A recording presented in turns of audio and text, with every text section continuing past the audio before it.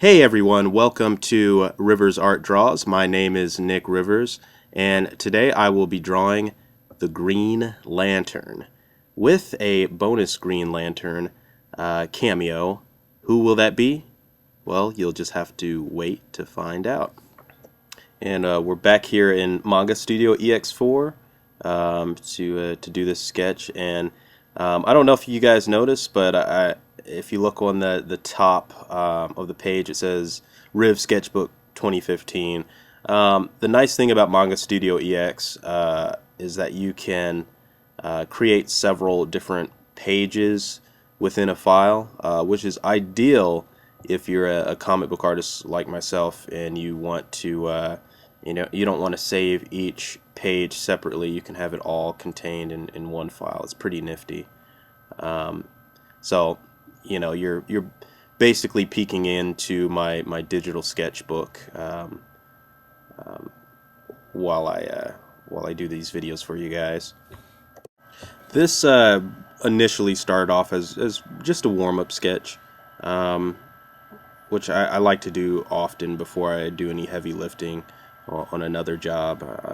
I'll sit down here and just start drawing. When I started this drawing, I didn't even know it was going to be the Green Lantern. I just kind of started with a mid in-flight kind of pose with the figure launching his fist a little further back, and I said, well, hey, his frame kind of looks like maybe John Stewart, so I went with it. I usually don't take my warm-up sketches as far as I'm going to take this one, but since I care about all of you in YouTube land, I'm going to go ahead and take a little further and put some inks on them once I get the pencils all kind of where I want them to be.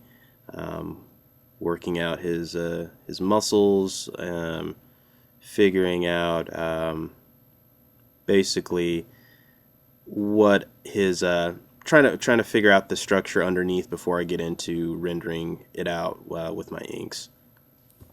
I'm not gonna lie, I think spotting the shadows on his costume was probably a little tricky on this one. I knew that he's gonna have like this big green power fist emanating from his ring, and so I try to kind of keep that in mind while I'm figuring out how are the shadows gonna appear on his costume, which is difficult because his costume is mostly black and he's gonna probably be floating in outer space in this drawing. So I do what I can on this. I'm not sure if I really figured it out 100%. Again, this was just kind of a warm-up sketch. If it was something that I was spending a little bit more time on, I'd probably take a day or two to figure it out. That being said, since it is something that I know that I will be posting and showing you guys, I'll still go back in and kind of fix some areas that'll make it a little easier when I go to ink this. It's always, I think art's always problem solving. You're always trying to find a solution to something. So even in my later stages, sometimes when I take something to the coloring stage and I'm laying down flats, I might find some issues with the line art and fix it right there. You're constantly trying to make a better drawing, or you should be. It's tragic to see people get stuck in doing something the same way every single time. You should always be trying to look for a better way of doing something. And better doesn't always mean quicker. Sometimes it means slowing down a little bit to get something correct. Sometimes it means being efficient. In the world of comic book art, you don't always have the luxury of time, so it's all about being trying to be an efficient artist. trying to do something in a way where it's still your artwork, but sometimes you have to use reference. You know, sometimes you have to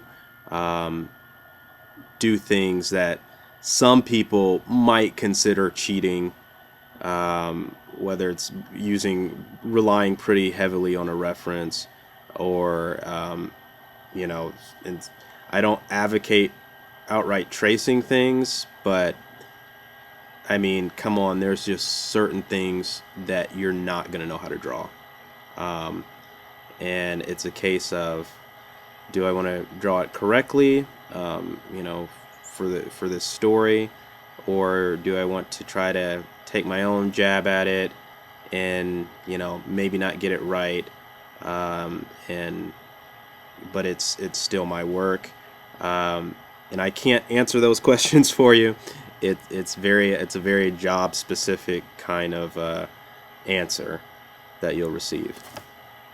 What I just did with using the lasso tool to move his lips a little bit more towards the center of his face. Some people would say, oh well, you know, you're taking the easy route out instead of, you know, just erasing it and redrawing it. But I have a tool right here that I can rectify that problem easily and quickly and efficiently. So, you know, it doesn't make sense to me to not use those tools. In the same breath, don't get too reliant on those tools. As much as I draw in my digital sketchbook, I still draw. I still have a physical sketchbook that I draw in, just as well. You know, it's all about not getting too comfortable with one thing. You know, have fun with your art, mix it up, try different mediums, and you know, it'll just do nothing but broaden your horizons as an artist. Now, I guess I'll talk a little bit about my background with Green Lantern as a character. I don't think I'm the biggest Green Lantern fan out there, but I do like the whole concept of the Green Lanterns and the Green Lantern Corps. My dad, he's a huge Green Lantern fan, and matter of fact, I think the first comic book as a little kid, like probably around somewhere like 5 years old, the first comic book I actually picked out for myself was a old Neil Adams Green Lantern comic book, and that was back in the day when my parents would read the comics to me because I couldn't read them yet. But that was you know, my first really big exposure to comic books was just living with my dad. He's a huge comic book fan. There's comic books always around the house. Every Wednesday there's always a new stack of these strange books with all of these amazing illustrations and colorful characters, and you know, that was my exposure to comics at a very, very young age. And the moment I knew that I really loved comic books or loved the idea of superheroes was the Adam West Batman TV show. You know, I was too young to understand the idea that it was campy, so for me it was just, wow, this looks exactly like the comic book. Little did I know that Batman's supposed to be much more serious. But anyway, getting back to Green Lantern,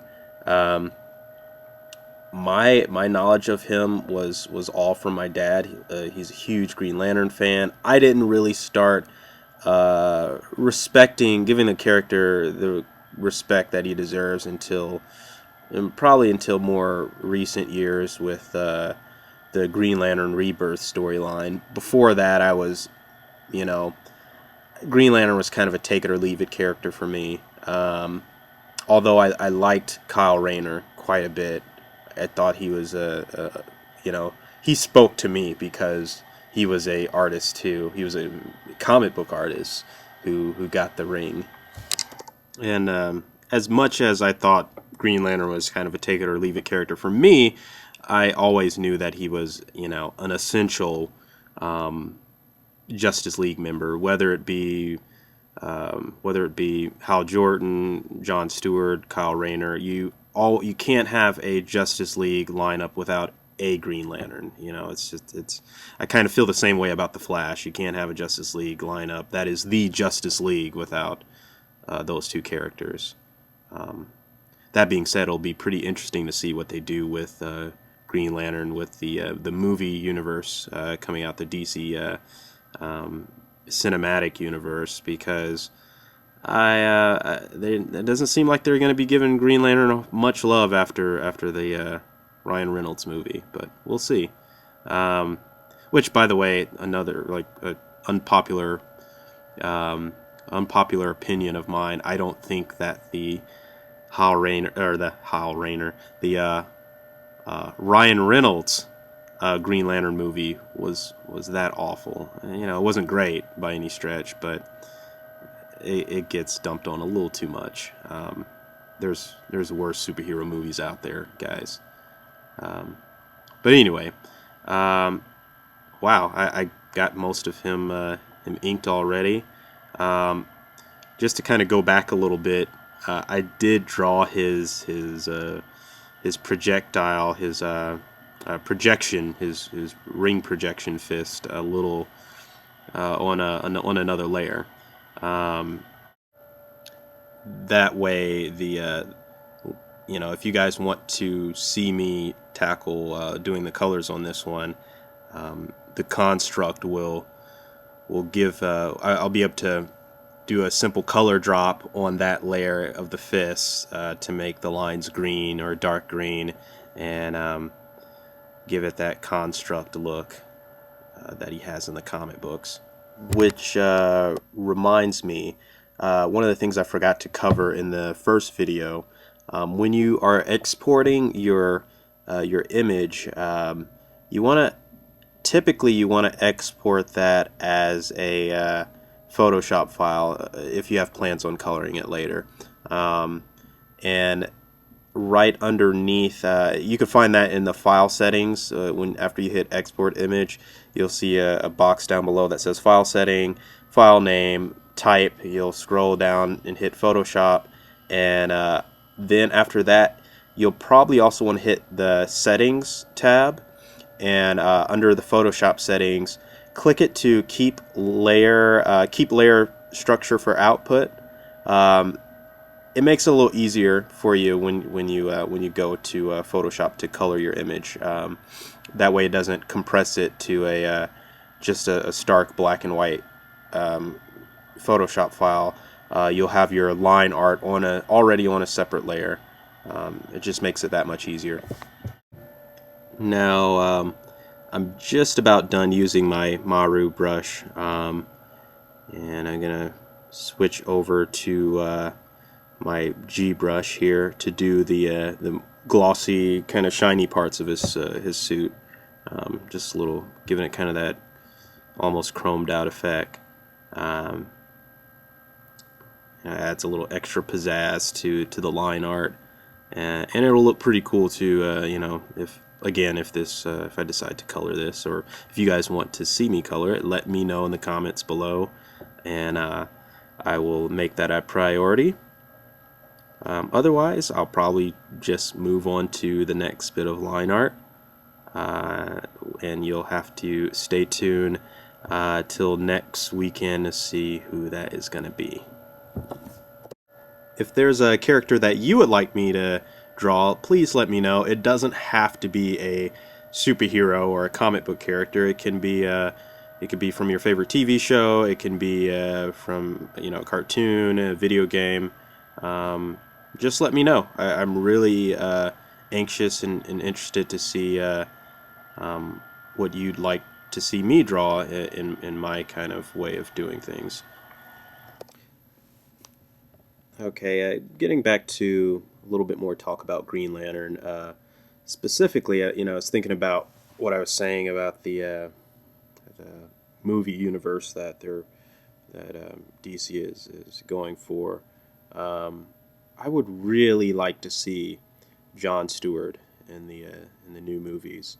I think I'm not sure. I mean, again, like I have no idea if they even have plans on including Green Lantern into the Justice League, which I think it'll be very sad if they don't. I think it'll be a huge missed opportunity if they don't put the Lantern, whether it's Rayner, whether it's Jordan, whether it's Stewart. But I think a nice way to I don't know, maybe get the funk of the last Green Lantern movie out of people's heads is to do a completely different Lantern. And I think Stewart would be pretty cool. Um, to have somebody with kind of that military background, um, have a very I don't know. He's I always picture John Stewart being a very grounded Green Lantern. A very he's a guy who takes his job very seriously. And one of the things I loved about the animated Justice League, the Justice League Unlimited, and was their kind of back and forth with the Wally West Flash, who they made more comedic, and the John Stewart GL, who is more serious. I kind of like that back and forth. And as you've already guessed, you can see I didn't lie. I'm giving you two Green Lanterns for the price of one, and I'm going to sneak Mogo, the planet-sized Green Lantern, in the background, um, and just doing a little different take on Mogo than some of the drawings that I've seen of him. Kind of doing a big Saturn ring around Mogo. That's going to be, kind of like a construct in itself. Um, so, yeah, putting in cross hatching, kind of doing a cross hatchy background because I want certain areas to be black so I can put some stars in there. I can go back with my pattern brush and kind of, if you were doing this traditionally, what you would do is you'd take a toothbrush and put some white paint and kind of flick it. Well, first you'd mask off your main character so it doesn't get white flickers of paint all on him. But you take a toothbrush or something that you can flick, white paint onto the canvas to create that kind of star effect. But since we're in Manga Studio, we will get to it in a little while with the pattern brush. I'm just kind of okay with these cross hatchings right here. It's I honestly I didn't really know what I was doing. I was just kind of messing around, experimenting a little bit with these kind of exercises. These are a good way to kind of learn new things and experiment a little bit. Here I am getting my stars in there. I would recommend to turn the interval on your pattern brush up pretty high when you're trying to get the stars in there, so they're not all too close apart. They're a little spaced out a little bit more, and get that kind of Saturn ring GL logo. Almost kind of looks like an eye when you think about it. That'd be super creepy to see in outer space. Imagine you're in a spaceship and you see this planet that's got this big green kind of eye almost looking at you. Yeah, that would be pretty freaky. So almost at the end of this, I'm just putting in a few little last details on Mogo. Kind of some atmospheric swirls going in, making it a little bit more planet-like. I did leave some space between his leg and the black outline for the space backdrop, which I'm going to close up a little bit here in a minute. But first, before I get to that, I'm going to play around a little bit with this cross hatching brush. It's another brush that's in your tool set for pattern brushes. I'm not completely erasing all of my cross hatching marks, but I'm kind of enhancing it with the cross hatch pattern brush, since I wasn't completely sold on the lines that I drew. It kind of gives it a little bit more of a faded out effect. And go ahead and close this area up a little bit more. We're still gonna keep a gap there. Again, if it's something I decide to color later on, I want to have GL with that kind of green halo effect. And here he is, guys, one of the Green Lanterns of Sector 2814. It's John Stewart with Mogo creeping in the background. Hopefully this has been a helpful video for you guys, or at the very least a little bit entertaining. If it has, please hit the like, share, or subscribe button. I will have this drawing also on my Twitter page, where you can follow me at NickRiv. That's NickRiv. And I will post the link for this drawing on my Patreon page. That's RiversArt, or patreon.com/RiversArt. See you guys in the next video, and I'm out.